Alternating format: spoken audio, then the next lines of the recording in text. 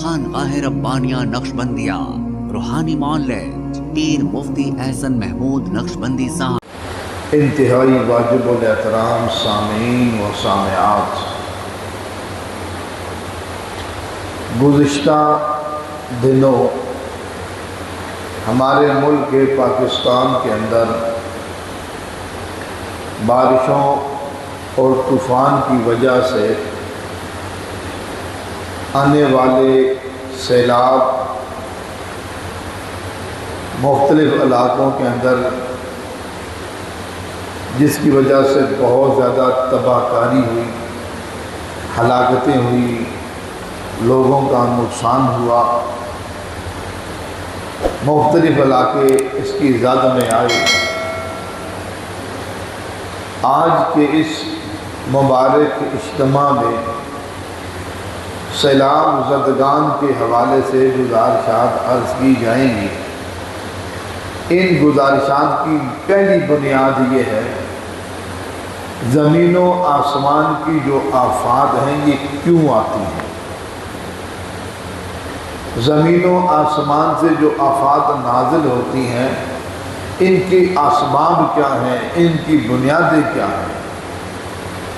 قرآن کریم کے اندر اللہ تبارک و تعالیٰ نے متعدد مقامات پر ارشاد فرمایا، جن میں سے دلیل کے طور پر ایک آیت مبارکہ جو ابھی تلاوت کی ہے، جس میں اللہ تبارک و تعالیٰ فرماتے ہیں ظہر الفساد فی البر والبحر، خشکی میں یا تری میں کوئی بھی فساد برپا ہوتا ہے، کوئی بھی حادثہ رونما ہوتا ہے، کوئی بھی پریشانی آتی ہے، کوئی بھی تکلیف آتی ہے، بیمار کا سبب ایدی الناس، فرمایا کہ تمہارے اپنے ہاتھوں کی کمائی ہے،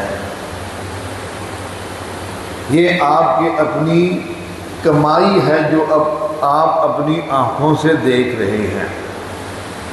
اب ہمارے ہاتھوں کی کیا کمائی ہے؟ ہمارے ہاتھوں کی کمائی اللہ اور اللہ کے رسول کی نافرمانی ہے۔ اللہ اور اللہ کے رسول کے احکامات کی حکم عدولی ہے، یہ ہماری کمائی ہے۔ یہ ذریعہ اسباب، یہ اسباب ذریعہ بنتے ہیں آفات کے نازل ہونے کا۔ اللہ نے قرآن پاک میں حضرت نوح علیہ السلام کے واقعے کو بیان فرمایا کہ نوح علیہ السلام نے اپنی قوم کے اندر 950 سال تک تبلیغ کا کام کیا، ان کا رخ اللہ کی طرف پھیرتے رہے، آخر قوم نہ مانی، پوری اس قوم میں سے 80-82 لوگوں کے علاوہ کوئی ایمان نہ لایا۔ پھر حضرت نوح علیہ السلام نے اللہ کے حضور دعا کی، بددعا کی ان کے حق میں، اے اللہ بھی یہ نہیں مانتے، میں ان کو ہلاک کو برباد کر دے۔ اب اس قوم کے اوپر پانی کا عذاب آیا تھا۔ نوح علیہ السلام کو حکم ہوا کشتی بنائے، ایمان والوں کو کشتی میں سوار کریں۔ اب اللہ کا جب عذاب آیا تو گھروں میں جو تندور ہوتے ہیں جس پہ روٹی پکاتے ہیں، ان تندوروں سے پانی نکلا تھا۔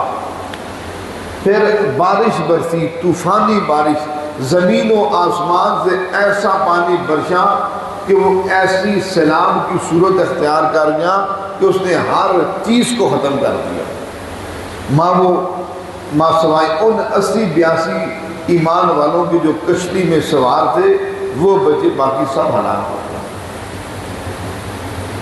اب قرآن کہتا ہے کہ ان کے اوپر جو آفات آئی، یہ جس مصیبت کے اندر مبتلا کیے گئے، عذاب کے اندر مبتلا کیے گئے، یہ ان کے اپنے ہاتھوں کی کمائی ہے۔ ہم نے انہوں نے ایمان کے بدلے میں کفر کو ترجیح دی، توحید کے مقابلے میں شرک کو ترجیح دی، حق کے مقابلے میں باطل کو ترجیح دی۔ اب یہ کفر، شرک، باطل، گمراہی انہوں نے خریدی خود، اور اللہ نے ان کو ان کی آنکھوں کے سامنے ان کے بچوں سمیت، گھروں سمیت، مال و اسباب سمیت اللہ نے ہلاک کر دیا۔ اور یاد رکھیے یہی اصول اور قانون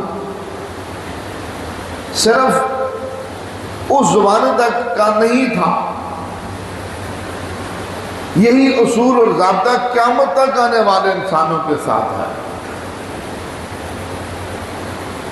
یہ اسباب اگر باقی رہیں گے، نافرمانیاں زمین پر ہوتی رہیں گی، تو زمین بنانے والا خالق ہے، زمین بنانے والا مالک ہے، پھر اس ذات کو جوش آتا ہے۔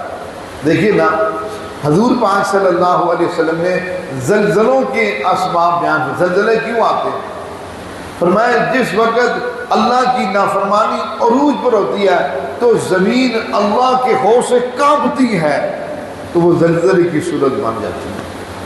جب وہ سائنسدان کہتے ہیں یہ یوں ہوا تو یوں ہوا، سائنسدانوں کی اپنی باتیں، اب سیلاب کے اعتبار سے جی یوں ہوا تو وہ ہوا، اگر فلانا بادشاہ ڈیم بن جاتا، فلانا ڈیم بن جاتا، یہ پانی سیلاب نہ آتا۔ یہ اپنی سائنسدانوں کی بات ہے، ہم تو قرآن حدیث کی بات کر رہے ہیں۔ قرآن پاک میں اللہ نے ان کے اسباب بیان کیے کہ یہ لوگوں کی اپنی کمائی ہے، جس کی وجہ سے یہ سب کچھ ہوتا ہے۔ ہمارے ہاں جادو، جنات، بندش اور نظر بد کا شافی علاج قرآن و سنت کی روشنی میں کیا جاتا ہے۔